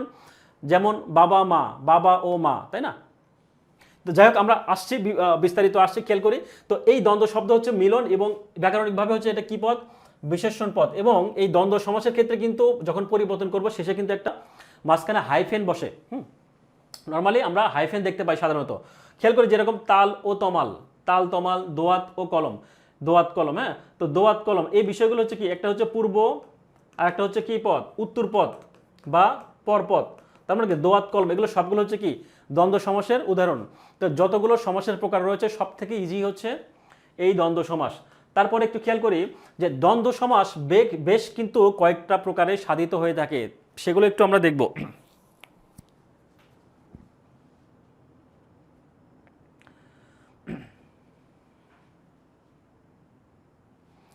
আচ্ছা, দ্বন্দ্ব সমাসে বেশ কয়েক প্রকারে সাধিত হয়। কীরকম? পূর্বপদ এবং পরপদের মধ্যে সম্পর্ক বা মিলনাত্মক সম্পর্ক থাকবে। আমরা মাথায় রাখবো যে দ্বন্দ্ব সমাস মানেই হচ্ছে দুইটা পদ, একটা পূর্ব আর একটা পরপদ বা উত্তর পদ। এখন এই দুইটাকে কেন্দ্র করে মিলন হবে নাকি বিচ্ছেদ হবে নাকি বিপরীতাত্মক হবে নাকি সমার্থক, সেটা পরের বিষয়। খেয়াল করি এখানে মিলনাত্মক শব্দযোগে গঠিত হয়েছে। কীরকম? এখানে চা এবং বিস্কুট মিলনাত্মক কেন বলেছে? আমরা যখন চা খাই নর্মালি চায়ের সাথে কি আসে মাথায়? চায়ের সাথে কি ভাত মাথায় আসে? কি আসে? চায়ের সাথে আসে বিস্কিট, চানাচুর, এগুলো তো মাথায় আসে, তাই না? তার মানে মিলনার্থক। তার মানে চা বিস্কুট এগুলো হচ্ছে কি চা ও বিস্কুট। তারপর কি বাবার সাথে কি আসে? বাবার সাথে বাবা মা, তাই না? বাবা মা, বাবা ও মা। তারপর কি ঝড় বৃষ্টি, ঝড় ও বৃষ্টি, ভাই বোন, ভাই ও বোন, জিন, এগুলো কিন্তু মিলনার্থক। জিনের কথা শুরু করলে আমরা চিন্তা করলে কি চিন্তা করি? জিন পড়ি, হ্যাঁ, জিন পড়ি, পিতা পুত্র, এগুলো সবগুলো হচ্ছে মিলনাত্মক দ্বন্দ্বের উদাহরণ। পরে খেয়াল করবো বিরোধাত্মক। বিরোধ মানে কি? বিরোধ মানেই হচ্ছে মারামারি, দা কুমড়ার সম্পর্ক, তাই না? তাহলে খেয়াল করি এখানে উদাহরণ রয়েছে দা কুমড়া, শত্রুতার সম্পর্ক, বৈরিতার সম্পর্ক, স্বর্গ নরক, বিরোধ, এটা কিন্তু বিরোধাত্মক অর্থাৎ বিপরীতাত্মকের মতো, বিরোধাত্মক। হ্যাঁ, বিরোধাত্মক। খেয়াল করি অহিনুকুল, ওহি ও নকুল, সাপে নেউলের সম্পর্ক, আমরা বাগদারে পড়ে আসছে কিন্তু সাপে নেউলে খুবই খারাপ সম্পর্ক। তার পরবর্তীতে কি রয়েছে? বিপরীতাত্মক শব্দযোগে কিন্তু দ্বন্দ্ব সমাস গঠিত হয়। কীরকম? সুখ দুঃখ, জন্ম মৃত্যু, হ্যাঁ, এগুলো সবগুলো কিন্তু বিপরীতাত্মক। তারপর কি রাত দিন, জমা খরচ, ন্যায় অন্যায়, ভালো মন্দ, তারপর কি ছেলে বুড়ো, এই সবগুলো কিন্তু ছোট বড়, সকাল বিকাল, এগুলো সবই হচ্ছে বিপরীতাত্মক দ্বন্দ্ব। এগুলো একটু আমরা বোঝার চেষ্টা করব। এখন দ্বন্দ্ব সমাসের মধ্যে কিন্তু অনেকগুলো প্রকার রয়েছে। তো নর্মালি কিন্তু আমরা একটা কনসেপ্ট নিয়েছি, বেসিক কনসেপ্ট নিয়েছি। এখন ভেতরের দিকে যে প্রকারগুলো রয়েছে এই প্রকারগুলো জাস্ট একটু রিডিং করবো আমরা। এখানে অঙ্গবাচকের ক্ষেত্রে পড়ে আমরা জাস্ট একটু রিডিং করবো, উদাহরণগুলো একটু অনুশীলন করব, তাহলে আশা করি বিষয়গুলো আরও ক্লিয়ার হয়ে যাবে। অঙ্গবাচক, প্রথম সত্যই তো আমরা জেনেছি পূর্বপদ পরপদ কি হবে? দুটাই কিন্তু প্রাধান্য থাকবে। সবগুলোর ক্ষেত্রে কিন্তু খেয়াল করে দেখবেন দুইটাই প্রাধান্য থাকবে। এখন এখানে কি বলছে? অঙ্গবাচক বিশেষ্য। অঙ্গ মানে কি? আমরা জানি মানুষের শরীর, হাত পা, নাক কান গলা চোখ ইত্যাদি, তাই না? তাহলে হাত পা, তাহলে এখানে সেক্ষেত্রে কি হচ্ছে? হাত ও পা। নাক কান বুক পিঠ সবগুলো কি শরীর সম্পর্কিত, শরীর সম্পর্কিত। তো এই শরীর সম্পর্ক হচ্ছে কি, যেরকম নাক ও মুখ, চোখ ও মুখ সবগুলো হচ্ছে কি অঙ্গবাচক শব্দযোগে গঠিত হয়েছে। তারপর রয়েছে কি সংখ্যাবাচক শব্দযোগে পূর্ব এবং পরপদ সংখ্যা হয়ে থাকে। সংখ্যাবাচক শব্দ হিসেবে সংখ্যাবাচক, এটা একটু মাথায় রাখবো। আমরা কিন্তু একটু আগে জেনে আসছি কি একটা সংখ্যা থাকবে কোথায়?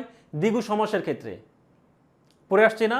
তারপরে এখন আবার এই সংখ্যাবাচক শব্দ ক্ষেত্রে দ্বন্দ্ব সমাসের ক্ষেত্রে কিন্তু একটা সংখ্যা দেখতে পাচ্ছি। তো এগুলো নিয়ে টেনশন করার কোনো কারণ নেই, কারণ এই কারণে আপনি যখন সবগুলো রিলেট করে পড়বেন বা সবগুলো যখন পড়া হয়ে যাবে তখন কিন্তু আপনি নিজেই বুঝতে পারবেন যে কোনটা দ্বন্দ্ব আর কোনটা হচ্ছে দ্বিগু সমাস। হ্যাঁ, এগুলো নিয়ে টেনশন করার কোনো কারণ নাই, ঠিক আছে, এটা মাথায় রাখতে হবে। তো সংখ্যাবাচক শব্দযোগে এটা কি বলছে এখানে 9 এবং 6, আমরা এর ক্ষেত্রে দ্বিগুর ক্ষেত্রে কি দেখেছি, পরপদটা প্রধান থাকবে এবং বিশেষ্য থাকবে, তাই না? আর এখানে কি, অর্থাৎ একটা পদ প্রধানের কথা বলেছি আমরা এবং একটা সংখ্যা থাকবে, বাট এখানে কিন্তু দুইটা পদই প্রধান, 9 এবং 6 দুইটাই প্রধান। আমরা জেনেছি একটা পদ প্রধান হলে দ্বিগু, বাট এখানে তো দুইটা পদ প্রধান, তার মানে কি দুইটা পদের ক্ষেত্রে সেক্ষেত্রে হচ্ছে কি দ্বন্দ্ব, আর দ্বন্দ্বের একটা প্রকারের মধ্যে হচ্ছে কি সংখ্যাবাচক শব্দযোগে গঠিত হয়ে থাকে এটা। আচ্ছা, পরবর্তীতে কি, পরবর্তীতে খেয়াল করে সমার্থক। সমার্থক শব্দ যে আমরা জানি কি কাজকর্ম, খাতা কলম, তারপর কি রয়েছে জনমানব, বই পুস্তক, স্বাচ্ছন্দ্য, এগুলো সবগুলো হচ্ছে কি সমার্থক শব্দযোগে গঠিত দ্বন্দ্ব সমাস। আচ্ছা, প্রায় সমার্থক বা সহচর শব্দযোগে পদঘাট, দয়া মায়া, খালবিল। আচ্ছা, এই দ্বন্দ্ব সমাসের ক্ষেত্রে কিন্তু খুব একটা বেশি সমস্যা হয় না নর্মালি, পরীক্ষায় আসলে যেগুলো দেখলে আসলে বোঝা যায় যেগুলো হচ্ছে দ্বন্দ্ব সমাস। আচ্ছা, তারপর কি দুইটি সর্বনাম যোগে যা তা, হ্যাঁ, যা ও তা। তো এই স্লাইডেরগুলো যে তথ্যগুলো, যেই উদাহরণগুলো রয়েছে এগুলো অবশ্যই আপনারা ডাউনলোড করে কিন্তু প্র্যাকটিস করতে হবে, ঠিক আছে, প্র্যাকটিস করতে হবে। তো সুতরাং আপনারা যারা বই কেনেননি, বই যারা কেনেননি, অন্তত আপনাদের মধ্যে রিকোয়েস্ট থাকবে বইটা কিনেন। হ্যাঁ, বইটা কিনে আমাদের যে স্লাইডগুলো দেওয়া হচ্ছে ফ্রি, একদম ফ্রিভাবে, যা শুধু আপনি বই তো এমনিতেই কিনতেন, আপনি তো বই এমনিতেই কিনতেন, এর পাশাপাশি আপনি ক্লাস ফ্রি পাচ্ছেন, আপনি স্লাইডগুলো ফ্রি পাচ্ছেন, একটু মাথায় রাখবেন। আর এমন বই কিনতে বলা হচ্ছে না যেটা আপনার জন্য ক্ষতিকর বা অমূলক। আপনি খেয়াল করে দেখবেন যে আমাদের অতীতে যে পরীক্ষাগুলো ছিল, ইভেন আপনি আগামীকালকে পরীক্ষার কথা যদি বলে আপনি নিজে মিলিয়ে নেবেন যে আসলে কতগুলো কমন পড়ে, এটা আপনি নিজে প্রমাণ। আমরা খুঁজে খুঁজে দিব বা আমরা বলবো, ব্যাপারটা এরকম না। আপনি নিজে দায়িত্ব নিয়ে আপনি নিজে একটু সার্চ করে খুঁজে দেখবেন যে আসলে আমাদের কথা সত্য কি মিথ্যা, বা আমাদের এখান থেকে কতগুলো কমন পড়ে। হ্যাঁ, হচ্ছে বিষয়। তো যাই হোক, পরবর্তীতে কি রয়েছে, দুইটা ক্রিয়া যোগে দেখা শোনা। হ্যাঁ, দুইটা ক্রিয়া, দুইটা কিন্তু ভার্ব বা ক্রিয়া যোগে গঠিত হয়েছে। তারপর দুইটা ক্রিয়া বিশেষণ যোগে, তারপর রয়েছে হচ্ছে দুইটি বিশেষণ যোগে ভালো মন্দ, কম বেশি, আসল নকল, বাকি বকে, সবগুলোই হচ্ছে এরকম। এখন আসি খুবই খুবই গুরুত্বপূর্ণ, খুবই গুরুত্বপূর্ণ, খুবই গুরুত্বপূর্ণ, এটা একটু আমাদের মাথায় রাখতে হবে, খুবই গুরুত্বপূর্ণ। অনেক সময় পরীক্ষায় আসছে, আমরা মোটামুটি সবাই জানি যে দ্বন্দ্ব সমাস আসলে কি হয়, কিন্তু আপনাকে মাথায় রাখতে হবে দ্বন্দ্বর মধ্যে এই যে তথ্যটা দিয়েছি এখানে আপনি অনেক বইয়েই পাবেন না। I challenge you and I repeat you, আপনি অনেক বইয়ে এইটা পাবেন না। আমার কথা বিশ্বাস না হলে আপনার কাছে যতগুলো সিরিজের বই আছে সবগুলো সিরিজ হাতে নেবেন, আমার এই টপিকটা দেখবেন, আপনি কয়টা বইয়ে এই টপিকটা সম্পর্কে আলোচনা পান আপনি দেখবেন। কিন্তু এটা মাথায় রাখেন, এই টপিক থেকে পরীক্ষায় আসছে, এই অধ্যায় থেকে বা এই নিয়ম থেকে পরীক্ষায় আসছে, কিন্তু এই নিয়ম থেকে আপনি বইয়ে পাবেন না। আমার কথা বিশ্বাস না হলে আপনার কাছে যে বইটা এখন আছে আপনি হাতে নিন, নিয়ে একশেষ দ্বন্দ্বটা এটা আপনি বইয়ে দ্বন্দ্ব সমাসে যান, গিয়ে দেখেন যে এটা আছে কি না। বিশ্বাস না হলে আপনি এখনই মিলে নিতে পারেন। যাই হোক, আপনি সব বইয়ে পাবেন না, হ্যাঁ, সব বইয়ে পাবেন না। এখন এটার থেকে কিন্তু পরীক্ষায় আসে, তাহলে আমরা কিভাবে অ্যান্সার করবো একটু খেয়াল করি। একটু কনফিউশন আছে, সব বইয়ে আছে থাকলেও একটু কনফিউশন এলোমেলো, আমরা একটু গুছিয়ে পড়বো। কীরকম, একশেষ দ্বন্দ্বটা আসলে কি, যে দ্বন্দ্ব সমাসে প্রধান পদটি অবশিষ্ট থেকে অন্য পদের লোপ হয় এবং শেষ পদ অনুসরণ করে শব্দের রূপ নির্ধারিত হয়, তাকে আমরা একশেষ দ্বন্দ্ব বলি। এটার নামই হচ্ছে একশেষ দ্বন্দ্ব। সংজ্ঞাটা একটু মাথায় রাখতে পারেন, নোট ডাউন করে নিতে পারেন। আচ্ছা, তো একশেষ দ্বন্দ্বের উদাহরণের কথা কি, আমরা, সে, তুমি ও আমি। আমরাকে যদি ভাঙাই সে, তুমি ও আমি। এখন আপনি বলতে পারেন যে স্যার এটা তো আসলে আমরা নিত্য সমস্যায় পড়েছি। জি, সমস্যাটা এই জায়গাতেই। আচ্ছা, পরবর্তী উদাহরণ একটু খেয়াল করি, আমরা আসছি সেই জায়গাতে, আমরা একটু আসছি, খেয়াল করি। এখন এই যে একশেষ দ্বন্দ্ব, এই একশেষ দ্বন্দ্বটার ক্ষেত্রে আমরা একটু দেখব, একশেষ দ্বন্দ্বর ক্ষেত্রে একটু দেখার চেষ্টা করব। একটু খেয়াল করি, একশেষ দ্বন্দ্ব এইটা অনেক বইয়ে পাবেন না, বা অনেক বইয়ে পাইলেও এটা আসলে সেই রকমভাবে ব্যাখ্যাটা করা হয় নাই। হ্যাঁ, এটা একটু মাথায় রাখবেন, আছে, এবং আমরা আরও একটু ভালোভাবে বোঝার চেষ্টা করব। খেয়াল করি, একশেষ দ্বন্দ্ব সমাসের সমস্ত পদ একটি একক পদ এবং একশেষ দ্বন্দ্ব সমাসের পূর্বপদ পরপদ বলে কিছু নেই। আমরা কিন্তু দ্বন্দ্ব সমাসের ক্ষেত্রে একটু আগে কি নিয়ম জেনেছি, অবশ্যই দুইটা পদ থাকবে, একটা পূর্ব এবং একটা পরপদ। তাহলে এখন এখানে বলছে একশেষ দ্বন্দ্বের ক্ষেত্রে পূর্ব এবং পরপদ কোনো কিছুই নেই। হ্যাঁ, এখানে কিন্তু এখানে বলছে একশেষ দ্বন্দ্ব সমাসে পূর্বপদ পরপদ বলে কিছুই নেই, এই লাইনটা একটু মাথায় রাখবেন। এই কথা নিত্য সমাসের জন্য প্রযোজ্য, অর্থাৎ এটা কিন্তু নিত্য সমাসের নিয়মের মধ্যেও পড়ে। এখন আপনি জানলেন যে এটা একশেষ দ্বন্দ্ব সমাস নাকি আসলে নিত্য, তাহলে আপনি যদি নিত্যটা একশেষ যদি না জানেন তাহলে সেই ক্ষেত্রে কিন্তু আমরা নিত্যটা দাগিয়ে দিয়ে আসবেন, হয়তো বা ভুল হতে পারে। কিংবা আপনি যদি এই বিষয়গুলো না জানেন তাহলে কিন্তু দুইটার মধ্যে কনফিউশন তৈরি হবে, আপনার নেগেটিভ মার্ক কাটবে। এখন খেয়াল করুন, এখানে বলছে কি আমরা কোন সমাস, পরীক্ষায় খুবই আসে আমরা কোন সমাস, আমরা কোন সমাস। তাহলে এখন কথা হচ্ছে যে তিনটা তথ্য দেয়া রয়েছে, খেয়াল করি তিনটা তথ্য দেয়া রয়েছে। একটা হচ্ছে নিত্য সমাস, একটা হচ্ছে নিত্য সমাস, একটা হচ্ছে নিত্য সমাস। আমরার ব্যাস বাক্য যদি ভাঙানো হয় তুমি, আমি ও সে, এটা দেয়া রয়েছে কোনটা, নবম দশম শ্রেণীর পুরাতন বাংলা ব্যাকরণ বই অনুযায়ী দেয়া রয়েছে নিত্য সমাস। ঠিক তারপরেই রয়েছে একশেষ দ্বন্দ্ব সমাস, আমরাকে যদি আমরা ভাঙাই সেক্ষেত্রে তুমি, সে, তুমি ও আমি, এটা রয়েছে কি ভাষা শিক্ষা হায়াত মাহমুদ অনুযায়ী। আর পরবর্তীতে রয়েছে হচ্ছে কি দ্বন্দ্ব সমাস, আমরা সেম আমি, তুমি ও সে, এটা হচ্ছে ব্যাকরণ মঞ্জুরি ডক্টর মোহাম্মদ এনামুল হক অনুযায়ী। এখন কথা হচ্ছে আপনি সঠিক অ্যান্সার কোনটা দাগাবেন। ফ্যাক্ট হচ্ছে এইটা, আমরা কিন্তু প্রায়ই পরীক্ষায় আসে, হ্যাঁ এটা কিন্তু পরীক্ষায় আসে। এখন কথা হচ্ছে এটা আপনি কোনটা দাগাবেন, নিত্য সমাসের ক্ষেত্রেও এটা অ্যান্সার করলে হয়, একশেষ দ্বন্দ্বর ক্ষেত্রেও হয়, এবং সর্বশেষ যে দ্বন্দ্ব রয়েছে এনামুল হকের যে অনুযায়ী তার অনুপাতেও কিন্তু এটা অ্যান্সার হয়। তো এখন পরীক্ষায় যদি আসে, একটু মাথায় রাখবেন, পরীক্ষায় যদি আসে নর্মালি যদি অপশনে যে কোনো একটা থাকলে তো থাকবেই সেটাই, যদি নিত্য থাকে অন্যগুলো থাকলো না তাহলে ওইটাই, বা যদি একশেষ থাকে অন্যটা থাকলো না তাহলে ওইটাই, বাট যদি দুইটাই থাকে সেক্ষেত্রে কোনটা অ্যান্সার হবে। যদি দুইটাই থাকে, সাধারণত আমরা আসলে বোর্ড বইকে যেহেতু সাধারণত যারা এক্সামিনার রয়েছে যারা কোশ্চেন করেন তারা মূলত রেফারেন্স বই হিসেবে মূলত বোর্ড বইকে ফোকাস করেন, নবম দশম শ্রেণীর পুরাতন বাংলা ব্যাকরণ বই, সেই অনুপাতে কিন্তু আমরা এটার অ্যান্সার করব হচ্ছে নিত্য সমাস। আর পরবর্তী একশেষ দ্বন্দ্ব সমাসটা হচ্ছে কি, এটাও কিন্তু ভাষা শিক্ষা এবং হায়াত মাহমুদ অনুযায়ী এটাও কিন্তু সঠিক অ্যান্সার, এটাও আমরা দিতে পারি। যাক, এটা এক একজনের যুক্তিতে এক এক রকম, কেউ নিত্য সমাস সঠিক অ্যান্সার দিতে বলবেন বা কেউ আসলে একশেষ দিতে বলবেন, এটা আসলে ডিপেন্ড করে আপনি কিভাবে বুঝছেন বা আপনি কিভাবে এক্সামিনার আসলে কোনটা নেবে, কিভাবে কোশ্চিন করছেন, ব্যাপারটা অনেকটা এটার উপরে ডিপেন্ড করে। যিনি কোশ্চিন করছেন উনি আসলে কোনটা সঠিক অ্যান্সার নেবেন এটা আসলে বলা তার উপর নির্ভর করছে। হ্যাঁ, তারপরেও আমরা নর্মালি চেষ্টা করব যে নিত্য সমাস দেয়ার এবং একশেষ দ্বন্দ্ব যেটা সেক্ষেত্রেও কিন্তু আমরা এটা মাথায় রাখলাম। যাই হোক,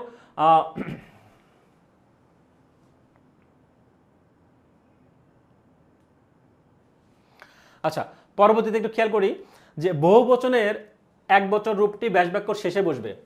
এটা কি বলছে, বহুবচনের এক বচন রূপটি ব্যাস বাক্যর শেষে বসবে এবং অর্থাৎ ব্যাস বাক্যর শেষ পদ অনুসারে সমস্ত পদের রূপ নির্ধারিত হবে। এখানে কিছু উদাহরণ দেওয়া রয়েছে,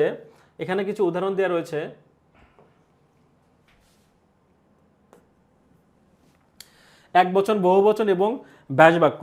এখানে নর্মালি যে উদাহরণগুলো দেওয়া রয়েছে সাধারণত সর্বনাম কেন্দ্রিক, অর্থাৎ ব্যক্তি কেন্দ্রিক, আমি, আমরা, তুমি, তোমরা, এই টাইপের। তো এগুলো নর্মালি হচ্ছে এক শেষের মধ্যেই রয়েছে। শুধুমাত্র আমরাকে যদি স্পেসিফিকভাবে বলি সেক্ষেত্রে নিত্য এবং এক শেষ হিসেবে দিতে পারি। আর যে উদাহরণগুলো বাদ বাকিগুলো রয়েছে সেগুলো কিন্তু আমরা এগুলো জাস্ট মাথায় রাখবো, যদি পরীক্ষায় আসে নর্মালি এই টাইপের প্রশ্ন এর বাইরে আসবে না, আশা করি আসবে না। নর্মালি যদি আসে নর্মালি এর মধ্য থেকেই বা এই কয়েকটা উদাহরণের মধ্যেই আশা করি থাকবে। এখন এক বচনের ক্ষেত্রে এখানে প্রথমে যেটা থাকবে সেটাই হচ্ছে ব্যাস বাক্যের শেষে বসবে। কিরকম, এখানে আমি প্রথমে আছে, এখানে শেষে আমি বসছে, আমার আছে এখানে আমার শেষে, ওখানে তুমি, হ্যাঁ এই কথাটা এখানে বলছে যে বহুবচনের এক বচন রূপটি ব্যাস বাক্যর শেষে বসবে, অর্থাৎ এটা হচ্ছে এক বচনের রূপ, এটা হচ্ছে ব্যাস বাক্যর শেষে বসছে। তো যাই হোক, এগুলো আসলে আপনি প্র্যাকটিস করলেই নিজেই বুঝতে পারবেন যে আসলে কোনটার কি অ্যান্সার হবে। আচ্ছা, এবার আসি দ্বিগু সমাস। দ্বিগু সমাস আমরা একটু আগে জেনেছি কি এটা হচ্ছে বিশেষ্য যুগে গঠিত হবে, পরপদের প্রাধান্য থাকবে এবং সমস্ত পদে বিশেষ্য পদ হবে সাধারণত, হ্যাঁ এটা সাধারণত বিশেষ্য পদ হবে। এবং আমরা একটু আগে জেনেছি চৌরাস্তা অর্থাৎ চার রাস্তার সমাহার, যেখানে আসলে কোনো সংখ্যাকে মিন করছে না, এটা একটা রাস্তাকে বোঝানো হচ্ছে।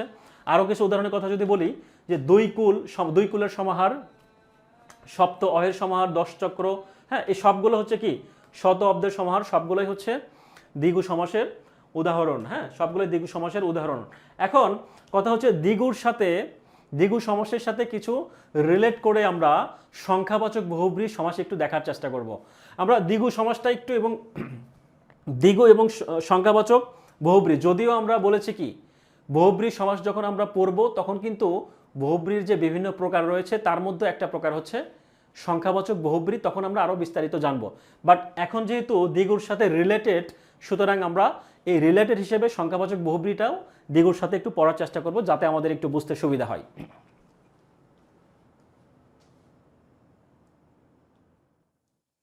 তিনটা অপশন থাকলে কোনটা দেবো? তিনটা অপশন থাকবে না, আপনি নিশ্চিত থাকেন তিনটা অপশন কখনো থাকবে না ওইরকম, বড়জোর দুইটা অপশন থাকবে, বড়জোর দুইটা অপশনই থাকবে, ঠিক আছে। তবে অনেকে এখন আবার বলছেন কি যে নিত্য সমাসের তুলনায় অনেকে আবার দ্বিগু সমাসকে আসলে দ্বন্দ্ব সমাসকে আসলে রেফার করছেন, হ্যাঁ এটা একটু মাথায় রাখবেন। দ্বন্দ্ব সমাসে যে এই যে একটু আগে আমি দেখিয়েছি যে দ্বন্দ্বর মধ্যে যে এগুলো এই ছকের যেগুলো রয়েছে এগুলোর থেকেই যদি আসে, নর্মালি আসে, এটা কিন্তু দ্বন্দ্ব সমাসের মধ্যেই মূলত পড়ে যায়। যাই হোক এগুলো একটু পড়ার চেষ্টা করবেন, বুঝে একটু রিডিং করবেন। আচ্ছা এখন আমরা দ্বিগু এবং সংখ্যাবাচক বহুব্রী সমাস নিয়ে একটু জানার চেষ্টা করব। এখন দ্বিগু সমাসের সংজ্ঞায় আমরা জানছি কি পূর্বপদে সংখ্যা থাকবে, সংখ্যাবাচক ও পূর্বপদে সংখ্যা থাকবে, ঠিক আছে। তারপর কি পরপদ বিশেষ্য, এটারও পরপদ বিশেষ্য। তারপর কি পরপদের অর্ধ প্রাধান্য থাকবে, এটার অর্ধ কিন্তু অন্য পদ কিছু প্রাধান্য থাকবে। এটা হচ্ছে কি বিশেষণ হবে সাধারণত, আর এটা হচ্ছে কি বিশেষ্য হবে। এখন আপনাকে বুঝতে হবে সাধারণত দ্যাট মিনস এটার মানে কি। সাধারণত বলতে কি বোঝায়? আমি যদি সাধারণত না লিখে শুধু বিশেষণ বলতে, তার মানে কি বিশেষণ ছাড়া অন্য কিছু বসবে না। বাট সাধারণত দ্বারা বোঝাচ্ছে যে বিশেষণ ছাড়াও এখানে বিশেষ্যও বসতে পারে, এই জন্য হচ্ছে এটা সাধারণত। যাই হোক এখন এই দ্বন্দ্ব দ্বিগু এবং সংখ্যাবাচক বহুব্রী এই দুইটা সমাসিকার একটা খুবই খুবই গুরুত্বপূর্ণ একটা যে নিয়মটা, সেটা হচ্ছে এই যে লাল চিহ্নিত লাল কালি করা যে লাইনটা, এটা একটু আমরা মাথায় রাখবো। এই যে লাল চিহ্নিত এই লাইনটা একটু মাথায় রাখবো, লাল চিহ্নিত করা লাইনটা, এটাই হচ্ছে মূলত এই দুইটার নিয়ম, ফুল নিয়ম। এই নিয়ম, এই লাইনটা যদি আপনি বুঝতে পারেন তাহলে আপনার এই দুইটার আর কোনো কিছু লাগবে না, জাস্ট এই একটা লাইন। এখানে কোনটা বিশেষ্য কোনটা বিশেষণ এগুলো কিচ্ছু জানতে হবে না, জাস্ট এই লাইনটা যদি আপনি বুঝতে পারেন সবগুলো ক্লিয়ার হয়ে যাবে। একটু খেয়াল করি এখানে কি বলা হয়েছে। প্রথম শর্ত হচ্ছে কি সত্য বোঝাবে, অর্থাৎ সংখ্যা যত জিনিস তত হবে। সত্য বোঝাবে, সংখ্যা যত জিনিস তত হবে, এটার মানে কি আসলে? অর্থাৎ যেটা এক্স্যাক্টলি যেটা সেটাই বোঝাবে। অর্থাৎ যদি 5 হয় আমরা 5কে 5ই বলবো, হ্যাঁ সত্য বোঝাবে, অর্থাৎ এটা কি একটা সত্য সত্য জিনিস বোঝাবে। আর সংখ্যা যত, এখানে বলছে কি সংখ্যা যত জিনিসও তত, অর্থাৎ যেটা অরিজিনাল সেটাই আমরা বলবো। কীরকম উদাহরণগুলো দেখলে আমরা একদম ক্লিয়ার হয়ে যাব। আর এখানে জাস্ট একটু এটা মাথায় রাখি, একটা সত্য বোঝাবে আর একটা হচ্ছে মিথ্যা বোঝাবে। তার মানে অর্থাৎ সংখ্যা যতই থাকুক জিনিস একটা বোঝাবে, তাহলে দুইটা সত্য। দ্বিগুর হচ্ছে দুইটা সত্য, একটা হচ্ছে সত্য বোঝাবে আর একটা হচ্ছে কি সংখ্যা যত জিনিসও তত, সংখ্যা যত জিনিসও তত। আর এই ক্ষেত্রে কি সংখ্যাবাচক বহুব্রীর ক্ষেত্রে কি মিথ্যা বোঝাবে, সংখ্যা যতই থাকুক যে কোনো একটা বোঝাবে, সংখ্যা যতই থাকুক যে কোনো একটা, এটা একটু মাথায় রাখবো। এখন উদাহরণগুলো দেখলে এই বিষয়গুলো ক্লিয়ার হবে। খেয়াল করি একটু আগে উদাহরণ দিয়েছি চৌরাস্তা। এখানে চৌরাস্তা বলতে আপনি আপনার বয়ফ্রেন্ডকে নিয়ে, আপনি আপনার প্রিয় মানুষকে নিয়ে কোথায় কোন চৌরাস্তার মোড়ে হাঁটতে গিয়েছিলেন, সেই এখানে আসলে চৌরাস্তা নাকি 3 রাস্তা নাকি 5 রাস্তা এটা কিন্তু মাথায় আসে না। মাথায় আসে রাস্তাটা কতটা সুন্দর, কোন জায়গাটা সিনারিটা কেমন, এরকম। আচ্ছা তো এখন চৌরাস্তা বলতে আসলে 4 রাস্তার সমাহারকে বোঝানো হচ্ছে এখানে। এটা একটা সত্য জিনিস, তাই না? তাহলে সত্য যদি বোঝাই তাহলে সেটা হচ্ছে দ্বিগু সমাস। এখন আমরা এইদিকে একটু খেয়াল করি তো, পঞ্চগড়, পঞ্চগড় আছে যার, আপনি কি একটু মাথায় করেন তো পঞ্চগড়, আপনি এখানে কি একটা পঞ্চ মানে কি একটা সংখ্যা না, 5 না? তাহলে এখানে কি আসলে 5 দ্বারা কোনো কিছু বোঝাচ্ছে? পঞ্চগড় আছে, আপনার কি মাথায় আসতেছে বলুন তো? চৌরাস্তা বলার সাথে সাথে আপনার মাথায় ক্যাচ করলো যে ওই যে একটা জায়গা ছিল যেখানে আমি আমার প্রিয় মানুষকে হাঁটতে গিয়েছিলাম, তার সাথে সেখানে একটা রাস্তা ছিল, সেই রাস্তার প্রাকৃতিক সৌন্দর্যগুলো কেমন মাথায় আসছে। বাট যদি বলা হয় পঞ্চগড়, পঞ্চগড় বললে আপনার মাথায় কি এরকম 5 আসে, সংখ্যা আসতেছে, 5 আসতেছে? আসতেছে না। কি আসতেছে? আসতেছে একটা জেলা বোঝাচ্ছে, পঞ্চগড় নামে একটা জেলা মাথায় আসতেছে। তাহলে এখানে কি পঞ্চগড়, পঞ্চ দ্বারা তো 5 বোঝাচ্ছে না, তার মানে এটা একটা মিথ্যা।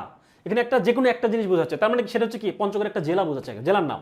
আচ্ছা, তারপরে সপ্তাহ, সপ্ত অহের সমাহার, হ্যাঁ, বা 7 দিনের সমাহার।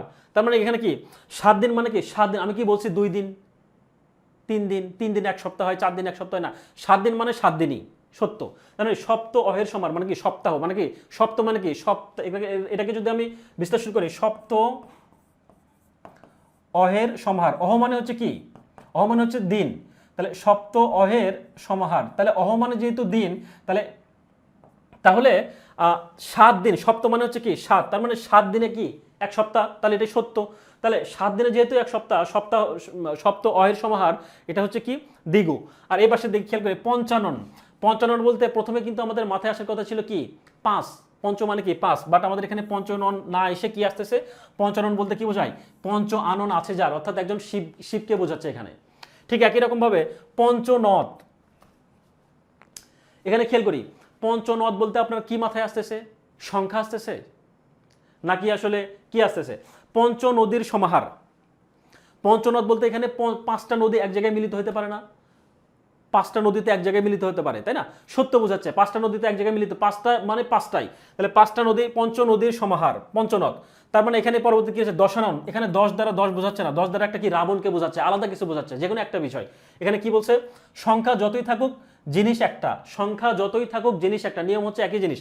সংখ্যা যতই, যত বলতে কি সংখ্যা যতই বলতে কি পঞ্চ, সংখ্যা যতই বেশি থাকুক জিনিস হচ্ছে একটা, একটা মানে কি পঞ্চগড়ে একটা জেলা, সংখ্যা যতই থাকুক, পঞ্চ মানে কি 5, জিনিস একটা কি শিব, তারপর কি দশানন, সংখ্যা যতই থাকুক জিনিস একটা কি রাবণ, তাই না?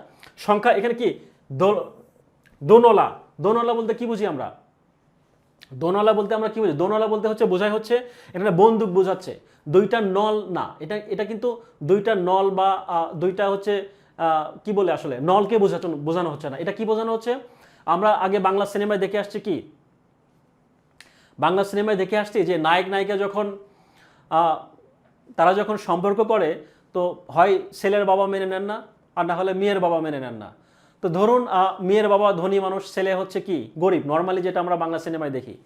তো বাংলা সিনেমার ক্ষেত্রে কি হয় নর্মালি, যে ছেলে কি করে মেয়েকে হচ্ছে বিয়ে করার জন্য হিরো সাজতে গিয়ে মেয়ের বাবার সামনে দাঁড়ায়, হ্যাঁ, তো তখন কি করে, মেয়ের বাবা হচ্ছে বন্দুক হাতে নেন, বন্দুক হাতে নিয়ে যখন ছেলের দিকে তাক করেন, তখন কি করে নায়িকা একদম দৌড়ে এসে কি করে ছেলের সামনে দাঁড়ায় না, বলেন যে বাবা গুলি ওকে করার আগে আমার বুকে আগে গুলি করো, ব্যাপারটা তাই না?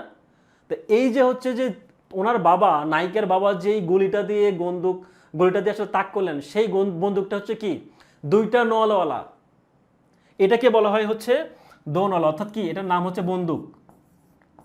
তো হিরোর গায়ে বন্দুক লাগার আগে মেয়ে বলছে আগে আমার বুকে গুলি মারো বাবা, হ্যাঁ, তবু আমি আমার প্রেয়সীকে কি প্রিয়তমাকে বা প্রেয়সীকে আমি মরতে দিতে চাই না। যাই হোক, সেই দিকে যাচ্ছে না। এখন দোনলা হচ্ছে দুইটা জিনিস, অর্থাৎ দুইটা নলওয়ালা, অর্থাৎ এখানে বন্দুককে বোঝানো হচ্ছে। তাহলে এখন আপনি মাথায় করুন তো, এখানে কি মিথ্যা বোঝাচ্ছে না, দুইটা কিন্তু কখনো মাথায় আসেনি, এখানে কি দোনলা বলতে একটা বন্দুককে, অর্থাৎ আলাদা একটা বিষয় কিন্তু আমরা মাথায় কাজ করতেছে। আচ্ছা, ঠিক একই রকম ভাবে দোতলা, যদি আপনাকে বলা হয় যে আপনি কোথায় থাকেন, অমুক বিল্ডিংয়ের কোথায় কত তলায়, দোতলা, 3 তলা, 4 তলায়, তো মানে কি দো মানে কি একদম দুই তলা বলতে কি দোতলা মানে কি 2 তলার সমাহার, ঠিক এক্স্যাক্টলি সত্য, ওইটাই বোঝাচ্ছে। তার মানে এটা কি দ্বিগু। 4 পাই, 4 পাই বলতে কি বোঝাচ্ছে, 4 পাওয়ালা বা 4 পা আছে যার, তাই না? তাহলে 4 পাওয়ালা কি বোঝাচ্ছে, 4 পা আছে যার।